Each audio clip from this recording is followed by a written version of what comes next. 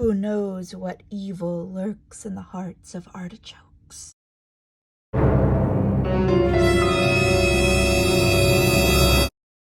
Hello, friends and enemies, and welcome to a very special spooky season episode of Horror and Inconvenience.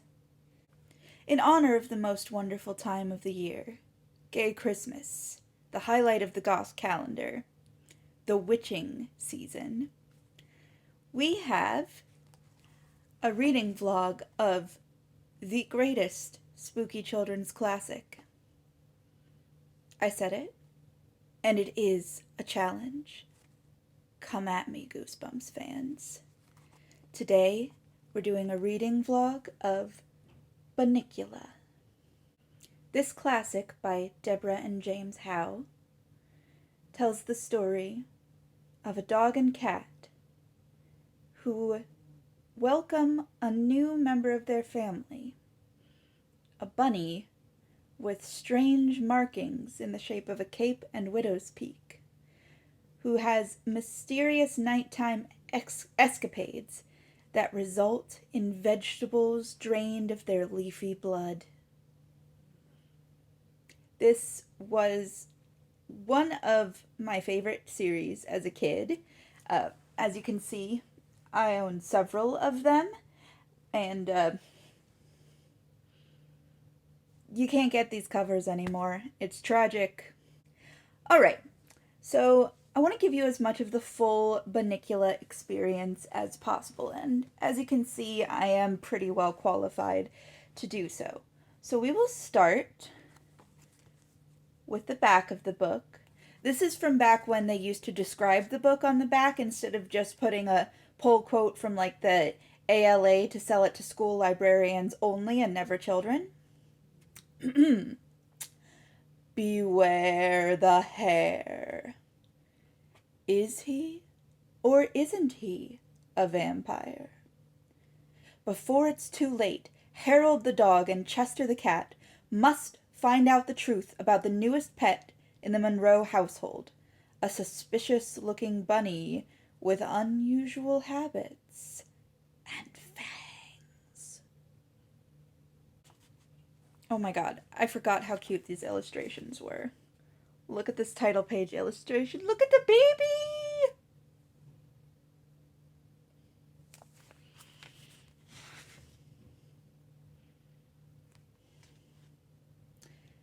Bunnicula, A Rabbit Tale of Mystery by Deborah and James Howe. Illustrated by Alan Daniel. Shout out to Alan. Dracula style, we begin with an in-universe editor's note. The book you are about to read was brought to my attention in a most unusual way. One Friday afternoon, just before closing time, I heard a scratching sound at the front door of my office. When I opened the door, there before me stood a sad-eyed, droopy-eared dog carrying a large, plain envelope in his mouth. He dropped it at my feet, gave me a soulful glance, and with great, quiet dignity sauntered away. I'm really glad that I've been selling this book to 8-year-olds, because a lot of parents, if they'd skimmed through this text and seen words like sauntered, probably wouldn't have picked it up for such a young reader. And that's really who it's designed for. I mean, there should always be a few words slightly too advanced for a kid in a text written for them, because it breeds curiosity and expands their vocabulary.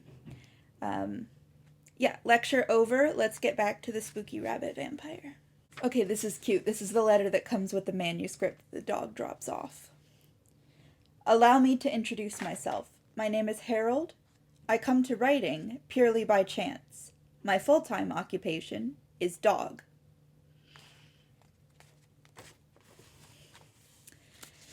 You know, when I reread a series of unfortunate events for the first time as an adult, I thought that it was the sole source of my sense of humor, but now I'm beginning to see that my sense of humor is actually an unholy mixture of Lemony Snicket and this nonsense.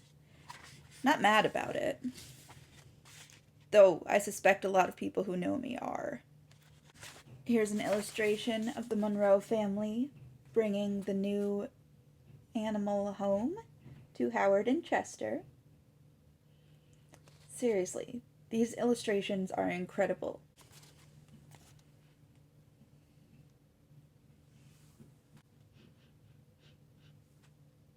Is that... This book totally smells like 1990s Bath and Body Works sparkly grape body wash. Oh my god, I need a second, I'm time traveling here.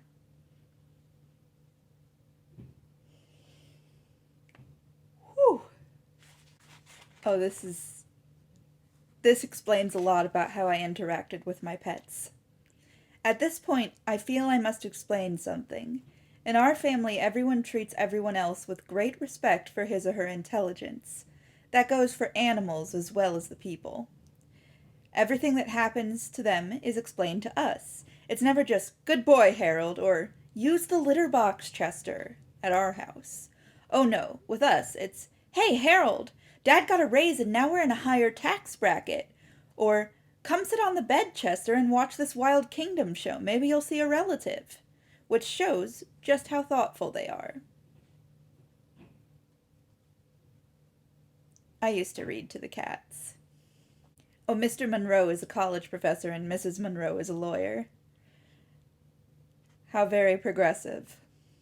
This is like 10 times better after having read Dracula. What are those fucking dogs doing? Hmm?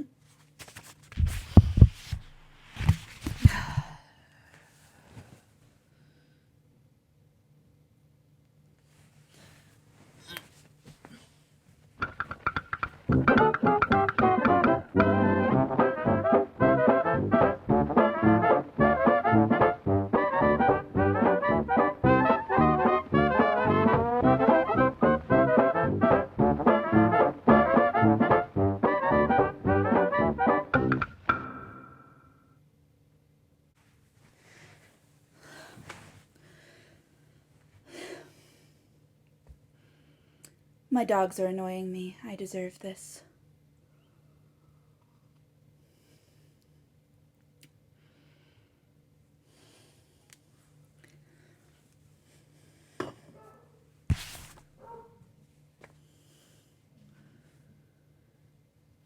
There they go.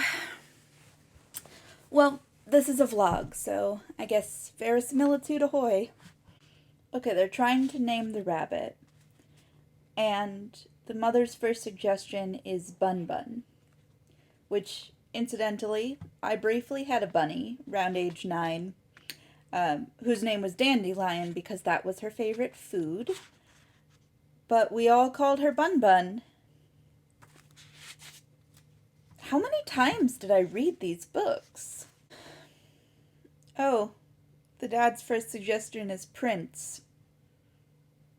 We had a cat named Prince. Here's a portrait of Chester.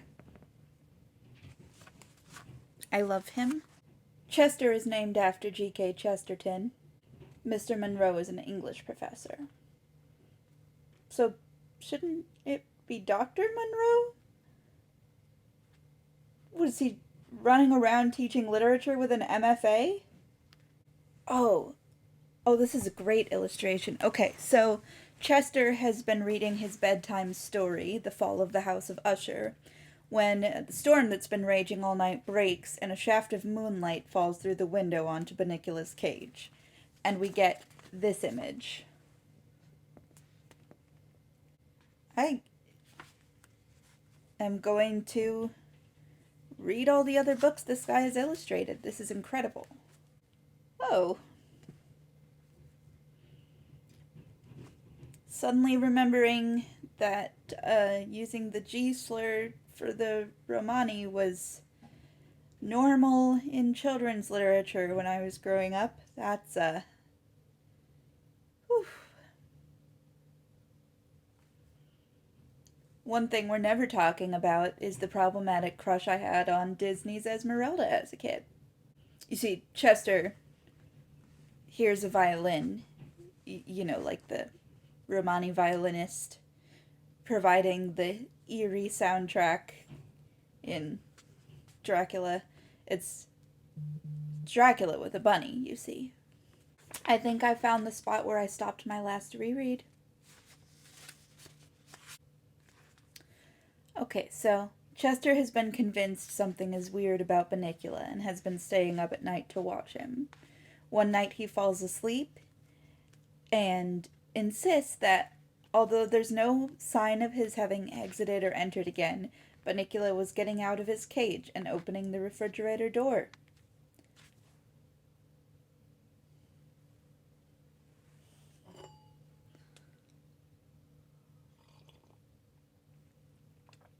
Wonder what that could mean. And they open the refrigerator in the morning and find a tomato that has turned white.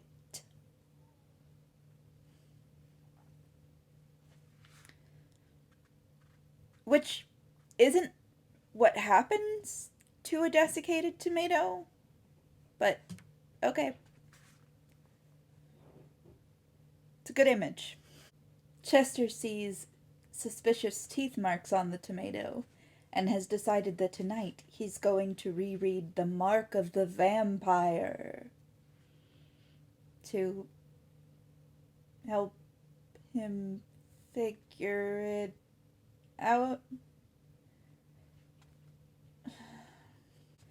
The little boy Toby is reading Treasure Island. I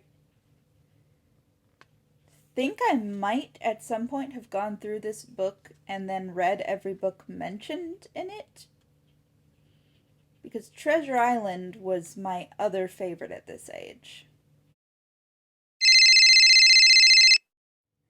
I'm literally in the middle of filming a video. Power of a good illustration. Chester asked Howard to come look at the book with him, and Howard got onto the couch in the way that a dog gets onto a couch. Oh my god. Chester. Vampires use fangs to bite people on the neck. Howard. Ugh. Who'd want to do that? Chester. Vampires would, that's who. Howard. Wait a minute. I saw Mrs. Monroe bite Mr. Monroe on the neck once. Does that mean she's a vampire? Chester. Boy, are you dumb. She's not a vampire. She's a lawyer.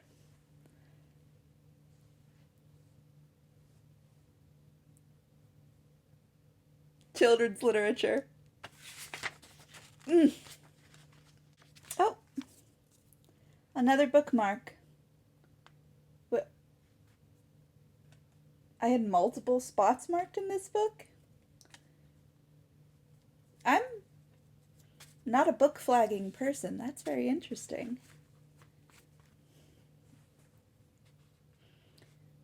Clearly one of my bookish habits died in its infancy. Oh no. They find a drained zucchini. Dun dun dun! The table was covered with Bunnicula's handiwork. There were white beans and white peas and white squash and white tomatoes and white lettuce and white zucchini. What can it mean, Robert? Mrs. Monroe was saying. I'm getting worried. One tomato is a curiosity, but this is unheard of. There must be something wrong with our refrigerator. That's it. It's turning all the vegetables white. Muggles. They are now attempting to communicate to the family that Bunnicula is a vampire. So far they've tried cat charades, which were not successful. Exhibit A. Cat charades. I'm convinced. Poor Chester.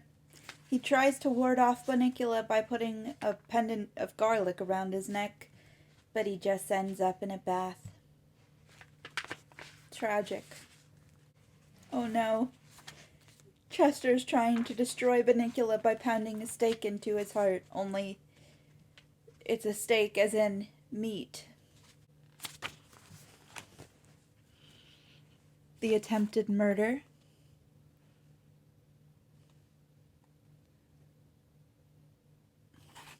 Chester is using garlic to block Bunnicula from getting into the kitchen at night and starving him. This is horrible. Harold is gonna have to save Bunnicula. Harold. I know what you're doing, Chester, and the jig is up. That little bunny never hurt anybody. All he's doing is eating his own way. What do you care if he drains a few vegetables? He's a vampire, Chester snarled. Today, vegetables. Tomorrow, the world. I think perhaps you're overstating the case, I suggested cautiously. They take all of the animals to the vet, and Bunnicula, because he's suffering from malnourishment, is put on a liquid diet, which works just fine for him. Chester is sent to a cat psychiatrist to work out his sibling rivalry with Bunnicula. And here we have Harold and Bunnicula cuddled up together while Chester reads manically from a psychology book. A happy ending for all. Oh, there's a little note from James Howe in the back. He and his wife wrote it for fun, and then she died the year before it was published. So he wrote all of the sequels afterward in her honor. That's so sweet for a book about vampire rabbits. So, children, what have we learned today?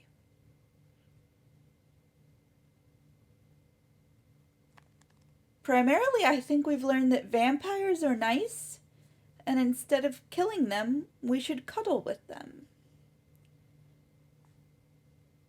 Yes, I think this book explains quite a bit about me, and about the rest of you who read it as children. I hope you've enjoyed sharing this Bunnicula experience. This is the first time I've tried anything like a vlog, so, constructive criticism is welcome, as long as you're very gentle with my delicate, fragile little feelings. And, happy Halloween! May it be full of tricks and treats.